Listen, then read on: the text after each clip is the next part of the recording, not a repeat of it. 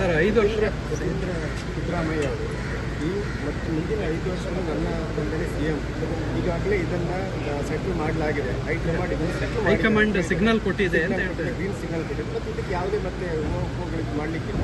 ನಿಮ್ಮ ತಂದೆನೇ CM 5 ವರ್ಷ ಅಂತ ಹೇಳಿದ್ರು. ಅವರೇ ನಮ್ಮ ಹೈಕಮಾಂಡ್ ಅವ್ರೇನು ಮಾತು ಹೇಳ್ತಾರೆ ಅವ್ರಿಗೆ ಭಾಳ ಗೌರವದಿಂದ ಸ್ವೀಕಾರ ಮಾಡ್ತಾರೆ.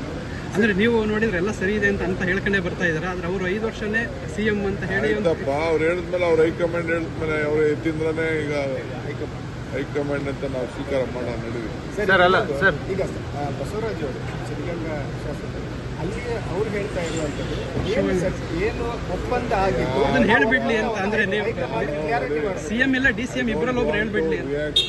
ಬಸವರಾಜ್ಗೂ ರಿಯಾಕ್ಟ್ ಮಾಡೋಕ್ಕೆ ಇಷ್ಟ ಇಲ್ಲ, ನನಗೆ ಎತ್ತಿದ್ರಾಗಿ ರಿಯಾಕ್ಟ್ ಮಾಡೋಕ್ಕೆ ಇಷ್ಟ ಇಲ್ಲ. ಏನು ರಿಯಾಕ್ಟ್ ಮಾಡಿದ್ರು ನಮ್ಮ ಡೆಲ್ಲಿಯವ್ರು ರಿಯಾಕ್ಟ್ ಮಾಡಬೇಕು. ನಡೀವಿ ಒಪ್ಪಂದ ಆಗಿತ್ತು ಅದನ್ನ ಮಾಡಬೇಕು ಅಂತ.